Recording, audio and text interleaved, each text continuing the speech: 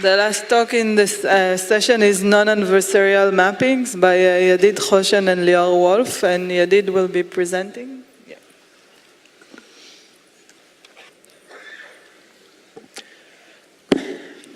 Hi. So I'm going to talk today about unsupervised analogies. So humans are really good at making analogies, even when there is no supervision. For example, if we take a look at these three images, I think most of us would agree that the image in the middle is most analogous to the image on the right rather than the one on the left. Right? We weren't trained to do it, but we can make this analogy quite easily. Computers really aren't quite as good at making analogies, and the purpose of this work is to help them make analogies. Now, the computational setting that we deal with in this work is as follows. So as input, we take two sets of images. In this case, they are images. So one set is a set of images of shoes, photorealistic images, and the other set consists of edge maps of shoes. Now, a priori, we don't know of any correspondences between the two sets, and there might not even be any. Now, the objective is to learn a mapping function, which is a function that can take an image in one of the domains and then convert it to look as if it's from the other domain, but it needs to preserve the same semantic content. More generally, analogies are said to be a special kind of similarity. It's about finding common patterns of relationships, even though the elements themselves might differ. And Holyoake and Thagard say that analogical thinking lies at the core of human creativity. So recently there's been quite a lot of progress on finding unsupervised analogies by adversarial techniques. So I'm just going to highlight two works. The first one is Discogram. Discogram, just by observing a set of images of shoes and another set of images of bags without correspondences, he was able to learn an unsupervised mapping that could take an image of a shoe and convert it into an analogous bag, and vice versa. Now, Psychogan is able to do things at higher resolution, but less semantic analogies. So they were able to take high-resolution images of horses and high-resolution images of zebras, and then basically convert a horse to look like a zebra by changing the texture, basically just adding stripes. So it's not able to make very high-level analogies, but it's able more to change the texture. So we've also actually done some work on unsupervised, on finding unsupervised analogies using adversarial techniques. Specifically, this is joint work with Lior, presented in CVPR. We proposed the first unsupervised work, as far as we know, to match between text and images without any correspondences. So basically, the input is a set of sentences describing birds, and then there is another set of images with birds in them without a priori knowing of any correspondences. And so the goal is to learn an unsupervised mapping between text and images. Now, it doesn't sound like this is something that should be possible, but it turns out that this works. And so by the end of training, we were able to learn a function that, given those sentences, was able to retrieve semantically related images, again, without supervision. So adversarial training can obviously achieve some pretty good results, and they've really dominated the field of unsupervised analogies over the last 2 years. Well, beforehand, I guess nothing really worked very well anyway. But in those 2 years, some major limitations were found. The first one is difficult training. It's really difficult to train adversarial methods. Finding a good local optimum is really hard. It's work in progress. There's been a lot of work done on this, and a lot of it is quite good, but this is not solved. Another issue is mode collapse, and that is to say that adversarial methods are able to model some parts of the distribution really well, but not all of it. For example, if we take a look at the bottom figure, we can see that by the end of training, for example, the A domain was mapped into a part of the B domain, but not into all of it. This is an example of mode dropping, and also slow training, which I'm not going to go into. So just to remind you, the setting in this problem, cross-domain image mapping, is given two image sets from domains A and B. We want to map an image from domain A to a new image such that the unique content of the image is preserved, but the new image appears to come from the other domain. For example, if we take a look at the figure, we can see that we are able to convert, so we want to be able to convert edge maps into photorealistic shoes that preserve the same edges but actually look like shoes. So this work is called NAM. This is joint work with Lior Wolf. It was presented in ECCV a few months ago. So just as a warm-up exercise, let us consider a case in which the training set, every training image in the B training set has a corresponding exact analogy in the A domain training set. Now, our final algorithm will not make this assumption. This is just a warm-up exercise.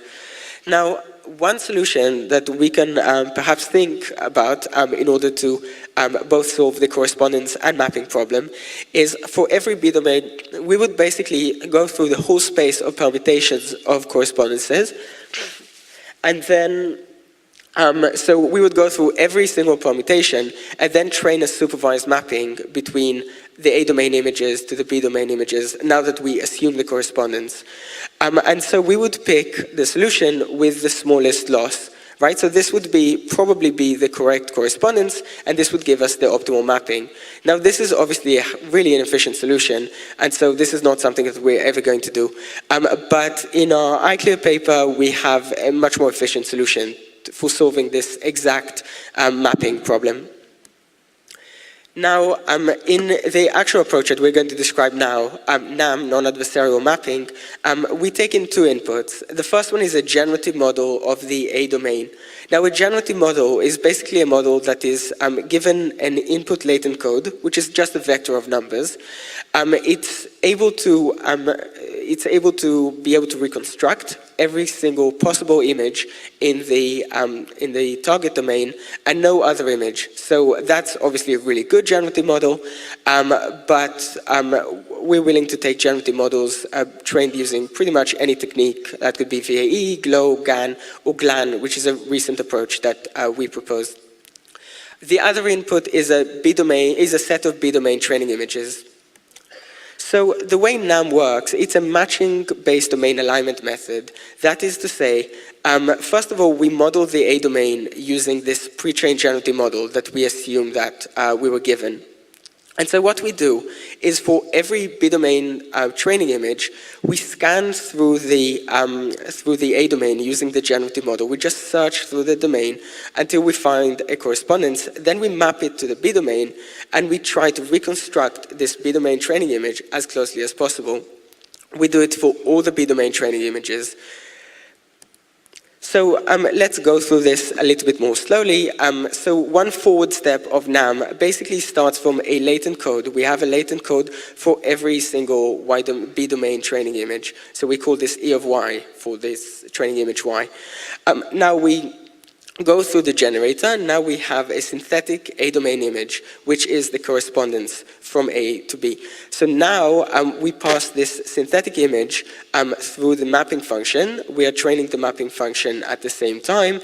And so this transfers it to the B domain. The objective is to reconstruct this B domain training image as closely as possible. And we have this for every single B domain training image.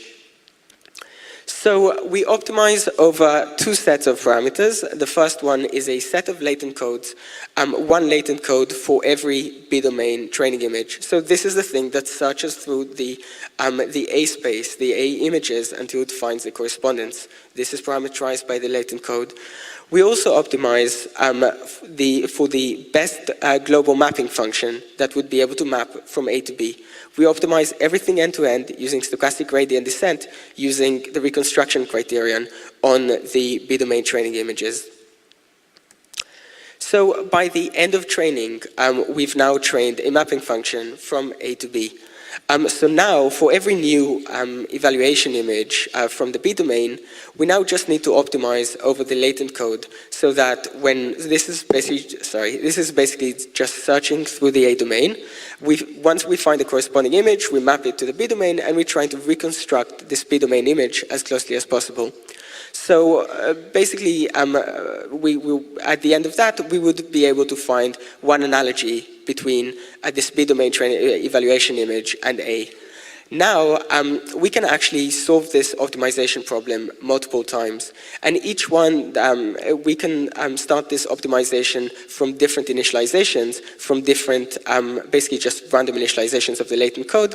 And every single time, we are going to recover a different solution.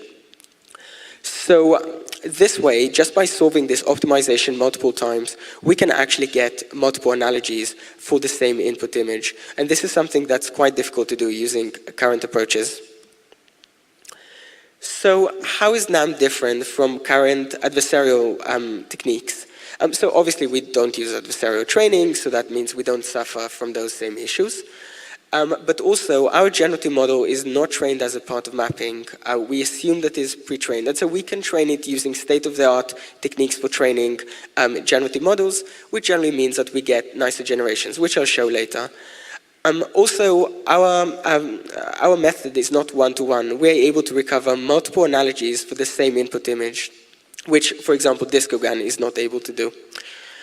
Also, we don't rely on having a very strong mapping function because at the end of the day, once the mapping function is only used to find the correspondence, but once we've found the correspondence, once we've found the latent code, then we're able just to map from the latent code through the generator to the A-domain analogy. We don't actually have to go through the mapping function, so it doesn't have to be photorealistic. So this means that our sample complexity is better. We don't have to use too many samples. On the negative side, though, we do need to have a good pre-trained generative model, but this is now mostly available. So let's take a look at a few examples. This is, in this case, we just map between edges and bags. And again, this is unsupervised. We do this both with NAM and Discogram, which is, I guess, the standard approach for this resolution. And as we can see, the analogies that we are able to generate are usually of much better quality than Discogram and also of higher fidelity. We can see the same thing for shoes. Again, NAM is able to generate high-quality generations. This is because we can use higher-quality generative models. They are exactly the same size as Discogram, but we can actually use better training methods for them. As we said, we are able to recover multiple analogies for the same input image just by solving the optimization multiple times. So this is here shown for 2 edge maps of shoes. We can see 4 different analogies for each one of them. Each one of the analogies is quite reliable, but obviously there's quite a lot of diversity between them. As we said, we can use any pre-trained generative models. So here is a comparison with 5 different generators trained in different ways. All of them yield pretty good analogies, but obviously the better generators give nicer looking analogies. We now have a non-adversarial pre-trained generator that gives even nicer results than this, but it's not displayed. So one of the nicest results of Discogram was being able to map between bags and shoes. So in this case, we show that NAM is also able to do so, and probably with nicer results than Discogram. This is achieved by replacing the reconstruction loss by a style loss. So one of the earliest successes of adversarial mapping techniques was achieved by DTN. DTN was able to map between faces and emojis very accurately. However, DTN wasn't successful at mapping between emojis and faces, and this is because one side adds information, whereas the other side takes information away. So NAM is actually particularly good at adding information, and so NAM was able to achieve quite good results at mapping between emojis and faces. Now it was, again, this is done in an unsupervised way. This was achieved by connecting it to a very high quality pre-trained face generator, and so we were able to make analogies at 1024 by 1024 resolution, which would typically be quite difficult for adversarial training methods. Now, just to show the generality of the approach, we can see that in a plug-and-play way, just replacing the generator by a dog image generator, we could make some analogies between human avatars and dogs. Now, obviously people do not look like dogs, so we can't assume that we would have exact analogies, but I think most of us would agree that the analogies are at least interesting, and it does show the broad generality of our approach. So, although I probably displayed quite a lot of the advantages of NAM, NAM actually has one major disadvantage, and that's that it is pretty slow at runtime. I may have glanced over it, but at runtime we still need to solve an optimization problem. And so this optimization problem can actually take multiple back and forth passes of the network, and it also uses a perceptual loss, which turns out not to be too fast. I mean, it takes like, I don't know, 15 seconds, which might be a little slow. So we present a new approach which does not actually require optimization at inference time. So this approach is called VAE NAM, and it basically replaces the latent optimization by a probabilistic encoder. So the nice thing about probabilistic encoders is that they can give multiple different outputs for the same input, which is what we want for multiple analogies. And so if we connect VAE with NAM, we're able to infer from a NAM trained model about 3 orders of magnitude faster than NAM. So that makes inference actually feasible. Also, in terms of quantitative results, I'm not actually going to go into the precise details, but VAE NAM does get quite a lot better results than standard NAM. Having said that, I think NAM does have advantages in terms of the diversity of analogies, so I think they do have complementary strengths. I'm going to present VAE NAM in NIPS in about a week. Another maybe issue with NAM is that we do need to have a good pre-trained image generator. So although these things are available, we did show that GAN training has some issues. And so we really wanted to create a good non-adversarial image generator. So this is joint work with Jitendra Malik. This work is called Non-Adversarial Image Synthesis with Generative Latent Nearest Neighbors. And basically we were able to develop a very strong image generation model without using GANs. So I'm not actually going to go into details about this work now, but it does actually work quite nicely. It does allow NAM to be truly non-adversarial. Now, if we take a look at, say, one example of interpolation, just to explain what's going on, we randomly generated 2 latent codes. We generated those images, that's the left-handmost and right-handmost images. Then we linearly interpolated between them in noise space, and we generated each one of those images. So we see in front of us basically all the latent interpolations in image space, and we can see that it basically is able to interpolate very smoothly and very semantically between people that look very different. And basically each one of these generations is of, I think, pretty good quality, and all the transitions are pretty smooth, even though, you know, the rightmost and leftmost images are very different. So thank you very much for listening, and I'd be happy to answer any questions. Thank you.